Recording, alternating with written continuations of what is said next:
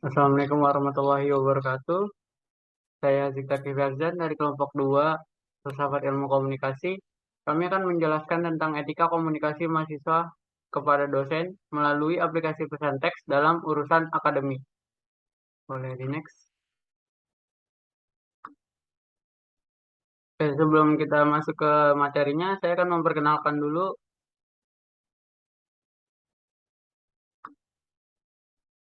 Oke, sebelum kita masuk ke materinya, saya akan memperkenalkan dulu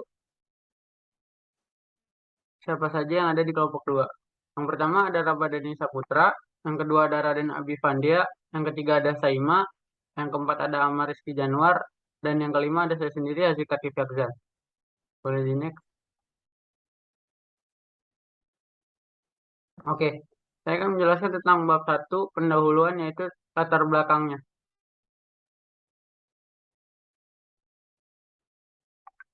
Latar belakang pada dasarnya handphone diciptakan untuk mengakses informasi dan komunikasi semakin mudah, luas, dan terbuka. Namun akan tetapi, kemudahan mengakses informasi dan komunikasi akan menjadi bumerang apabila disalahgunakan dengan fasilitas yang dimiliki oleh handphone. Maka pada zaman yang serba canggih dan modern ini, segalanya bisa dilakukan tanpa perlu beranjak dari tempat duduk dan meninggalkan aktivitas kita. Ketika berkomunikasi, kita memerlukan etika yang harus disesuaikan dengan pendengar atau lawan bicara kita.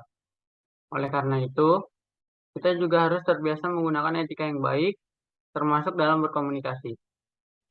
Di era digital ini, kita sering mendengar bahwa etika dalam berbahasa itu sangat penting karena dengan beretika, kita bisa menghargai dan dihargai oleh lawan bicara kita atau komunikan. Belakangan ini, banyak pembahasan mengenai etika komunikasi di dunia akademik antara mahasiswa dan dosen. Etika komunikasi yang dimaksud adalah komunikasi yang menggunakan perantara telepon genggam ataupun handphone. Hal tersebut tentu disebabkan karena kemampuan mahasiswa saat ini untuk berkomunikasi sudah mulai hebat. Ada yang melalui media sosial, ada pula yang harus melalui pesan SMS. Mereka menggunakannya untuk berkomunikasi dengan teman sejawat, orang tua, hingga dosen. Akhir-akhir ini, banyak mahasiswa yang melupakan etika yang untuk menghubungi dosen seperti untuk memerhatikan waktu yang tepat untuk menghubungi dosen, pilihlah waktu yang tepat atau yang biasanya tidak dipakai untuk waktu beristirahat atau beribadah dosen tersebut. Contohnya, hindarilah menghubungi di luar jam kantor atau di atas pukul jam kantor. Lalu awali dengan sapaan atau ucapan salam kepada dosen. Contoh, Assalamualaikum, atau bisa selamat pagi, Bapak atau Ibu. Dan ucapkan maaf untuk menunjukkan kesopanan dari kerendahan hati kita. Contoh, mohon maaf mengganggu waktunya Bapak Ibu.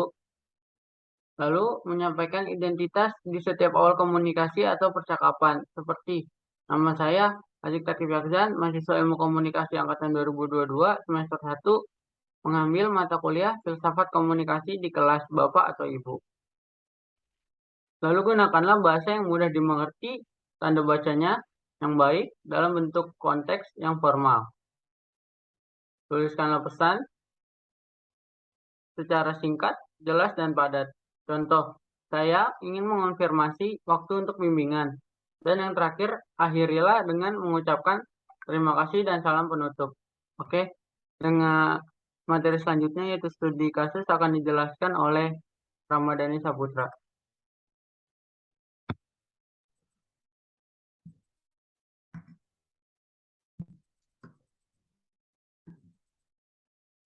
Ya, nama saya Ramadhani Saputra. Saya akan menyampaikan studi kasus dalam materi kali ini.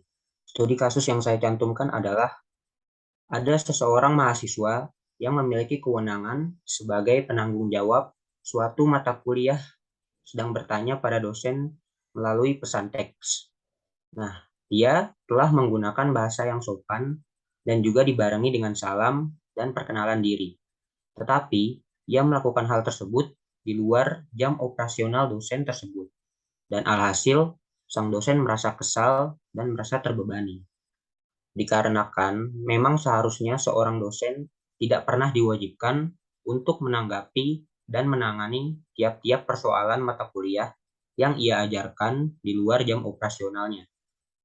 Walau tidak ada peraturan tertulis tentang hal itu, tetapi ini sudah menjadi tradisi dan aturan yang tersirat bahwa sebaiknya kita tidak seharusnya menghubungi dosen di luar jam kerjanya.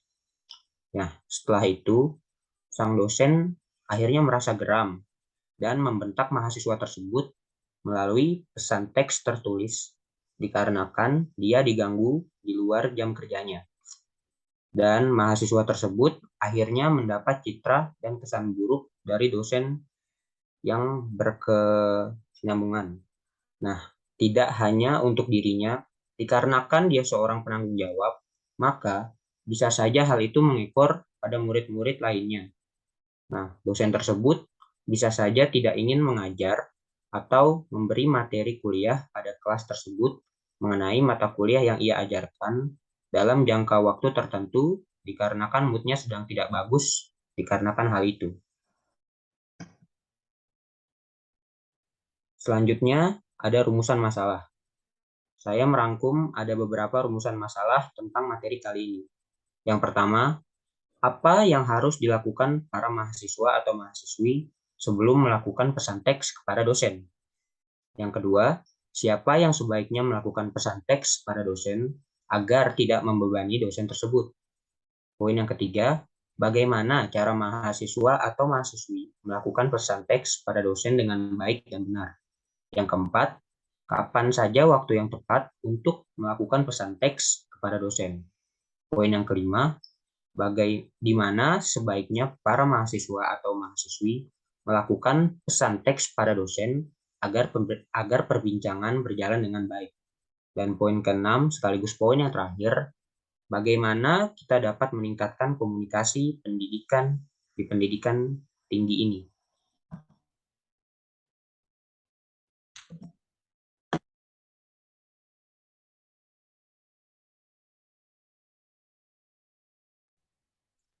Selanjutnya,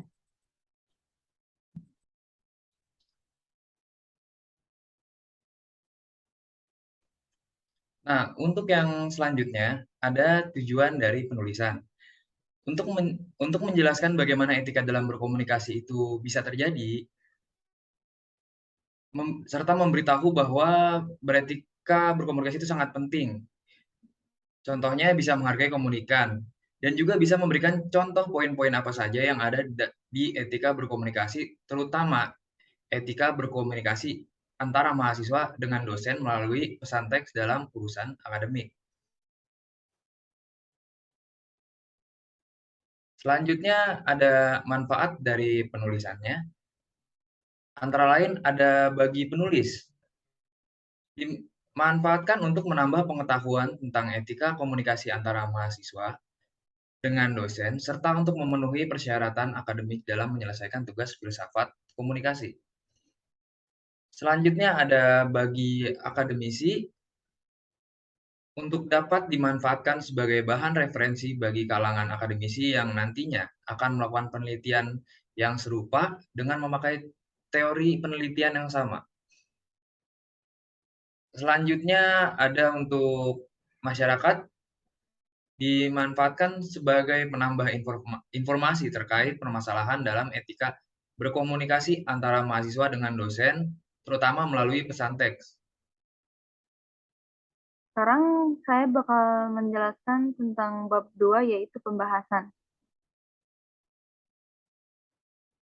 Yaitu tentang Communication Diversity and Ethics in Higher Education. Communication, yaitu komunikasi. Komunikasi merupakan salah satu percakapan hidup yang paling fatal untuk dikuasai. Pada sebuah jenjang pendidikan, mereka harus mampu berkomunikasi secara efektif. Tanpa keterampilan komunikasi yang berkembang dengan baik, siswa menghadapi risiko tertinggal dari teman sebayanya, menjadi kewalahan secara emosional, atau bahkan menarik diri dari sekolah. Pendidikan komunikasi adalah istilah umum yang digunakan untuk mencakup dua bidang penelitian yang terkait, yaitu komunikasi instruksional dan komunikasi pendidikan.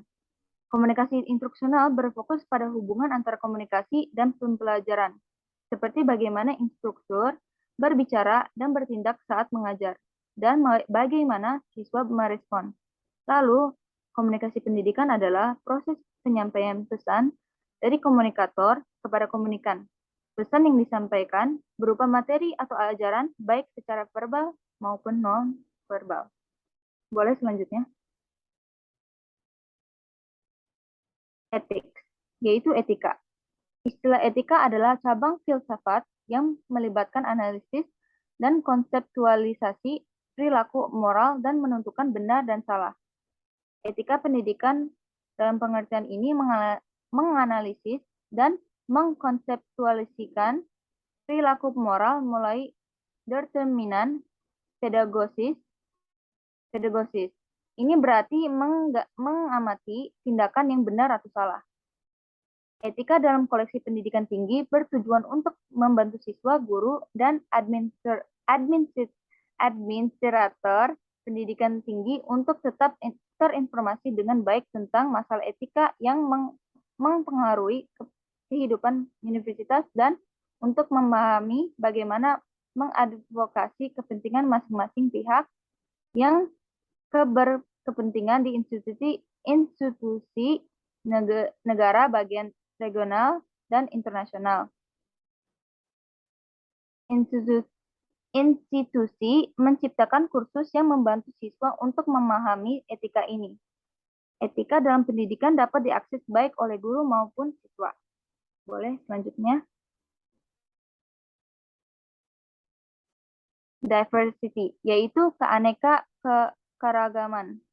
Keanekaragaman adalah keragaman suatu kondisi pada kehidupan masyarakat.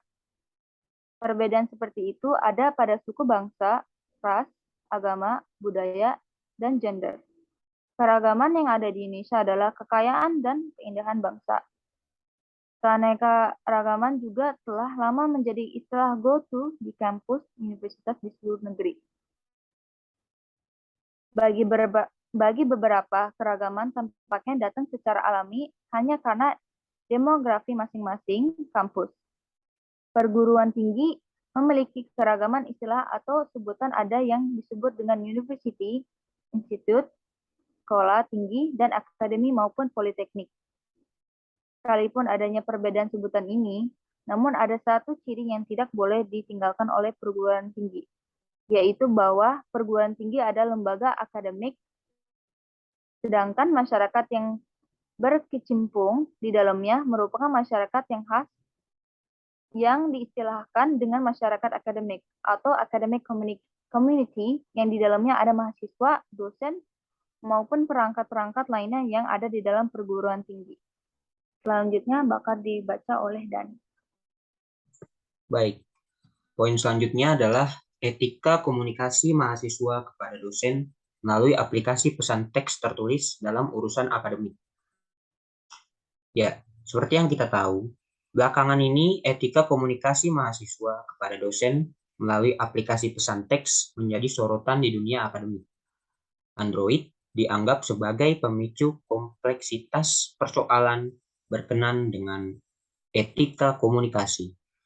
Untuk mengkaji hal tersebut, peneliti menggunakan konsep unsur etika khusus yang terdiri atas sikap awal, informasi, norma-norma moral, dan logika. Penelitian ini menggunakan metode kualitatif deskriptif.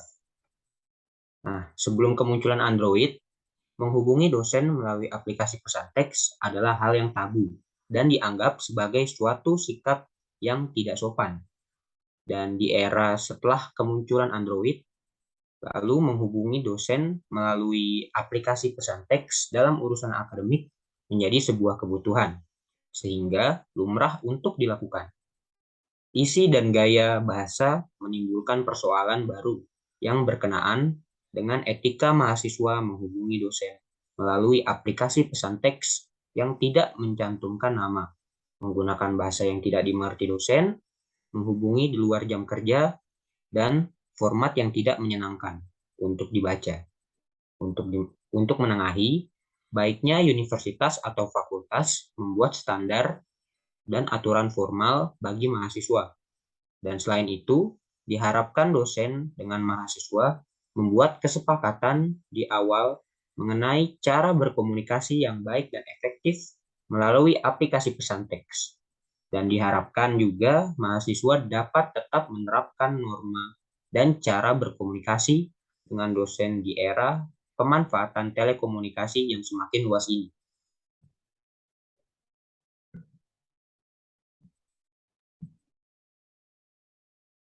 Oke, saya akan kembali menjelaskan tentang perspektif tulisan. Perspektif tulisan adalah sudut pandang kami yang berisi opini atau pendapat kami tentang kasus tersebut. Dari sudut pandang kami mengenai kasus ini, kami beropini bahwa seorang mahasiswa tersebut melakukan hal itu bahwasannya tidak hanya karena ego pribadi, mungkin saja, melainkan karena ada faktor yang lain, seperti batas waktu pengumpulan, ketidakpahamannya tentang materi tersebut, sementara waktu pengumpulan mungkin saja sangat cepat dan dia mewakili teman-teman di bawah tanggung jawabnya, yang juga putus asa dan tidak ada jalan lain lagi selain bertanya dengan menghubungi dosen tersebut. Dari sudut pandang kami tentang respon dari dosen tersebut, kami beropini bahwa respon dosen tersebut juga tidak bisa disalahkan. Karena walau memang tidak ada aturan tertulis, kita memang seharusnya menghargai dan menghormati waktu istirahat dosen. Walau mungkin ada dosen yang tidak keberatan untuk diganggu di waktu libur atau di luar jam operasionalnya. Tapi tidak semua dosen bersedia diganggu di luar jam kerjanya. Dan sebaiknya kita memang harus tidak melakukan hal tersebut. Jika kita benar-benar membutuhkan kepastian dan jawaban dari dosen mengenai perihal masalah kita, sebaiknya kita meminta izin terlebih dahulu untuk memulai perbincangan berupa teks tertulis pada dosen yang bersangkutan dan tidak menanyakan banyak hal untuk mengintimidasi dosen dengan banyaknya teks tertulis yang kita sampaikan. Ringkas semua pertanyaan tersebut seringkas-ringkasnya menjadi satu paragraf yang singkat, jelas, dan padat, dan to the point. Oke, selanjutnya akan dijelaskan oleh Fayas. Oke, terima kasih. Di sini saya Raden Abifani Fosmulia, saya akan membacakan bab 3 penutupan. Yang pertama, kesimpulan. Dengan fasilitas yang dimiliki oleh handphone, maka pada zaman yang serba canggih dan modern ini, segalanya bisa dilakukan tanpa perlu beranjak dari tempat duduk dan meninggalkan aktivitas. Oleh karena itu, kita juga harus terbiasa menggunakan etika yang baik, termasuk dalam berkomunikasi di era digital. Kita sering mendengar bahwa etika dalam berbahasa itu sangat penting karena dengan beretika kita bisa menghargai dan dihargai oleh lawan bicara atau komunikan. Akhir-akhir ini, banyak mahasiswa yang melupakan etika untuk menghubungi dosen seperti untuk memperhatikan waktu yang tepat untuk menghubungi dosen. Contoh, nama saya Tegar, mahasiswa Ilmu Komunikasi Angkatan 2022, semester 1 mengambil mata kuliah Filsafat Komunikasi di kelas Bapak atau Ibu. Gunakanlah bahasa yang mudah dan dimengerti. Tanda bacanya yang baik dalam bentuk konteks yang formal. Tuliskanlah pesan kita dengan singkat, jelas, dan padat. Untuk menjelaskan etika dalam berkomunikasi antara mahasiswa kepada dosen dalam berbagai urusan, khususnya pada urusan akademik melalui pesan teks. Dimanfaatkan untuk menambah pengetahuan tentang etika komunikasi antara mahasiswa kepada dosen, serta untuk memenuhi persyaratan akademik dalam menyelesaikan tugas filsafat komunikasi.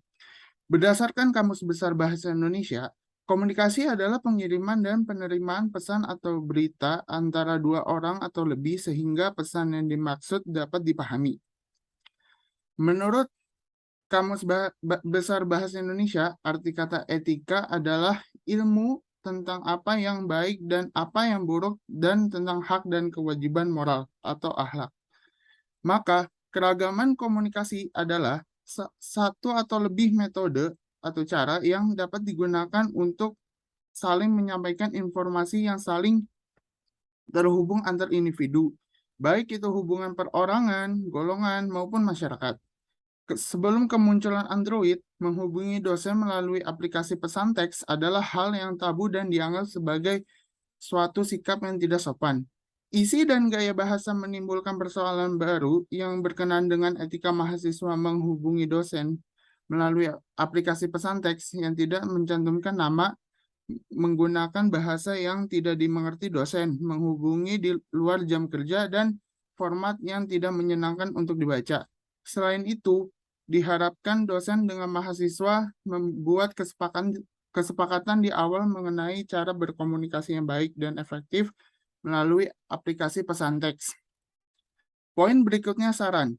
Etika dalam berkomunikasi sangatlah penting agar informasi yang disampaikan ataupun yang diterima dapat berjalan dengan baik. Sebelum berkomunikasi dengan dosen dalam urusan akademik, sebagai mahasiswa harus mengerti pentingnya etika berkomunikasi untuk memudahkan proses komunikasi terutama dengan dosen. Pertama, untuk memudahkan komunikasi antara mahasiswa dengan dosen, agar dosen tidak terbebani dengan banyaknya mahasiswa dalam urusan akademik, ditunjuklah salah satu mahasiswa sebagai penanggung jawab untuk menjadi penghubung antara mahasiswa dengan dosen. Waktu yang tepat untuk menghubungi dosen terkait urusan akademik adalah saat jam kerja agar tidak mengganggu istirahat dosen sehingga dosen tidak terbebani dan merasa nyaman saat berkomunikasi dengan mahasiswa. Sebaiknya, saat berkomunikasi dengan dosen terkait urusan akademik melalui perwakilan seseorang yang ditunjuk sebagai penghubung dalam berkomunikasi antara mahasiswa dengan dosen melalui pesan teks. Sekian. Terima kasih. Oke, sekian dari kelompok kami. Kurang lebihnya mohon maaf. Assalamualaikum warahmatullahi wabarakatuh.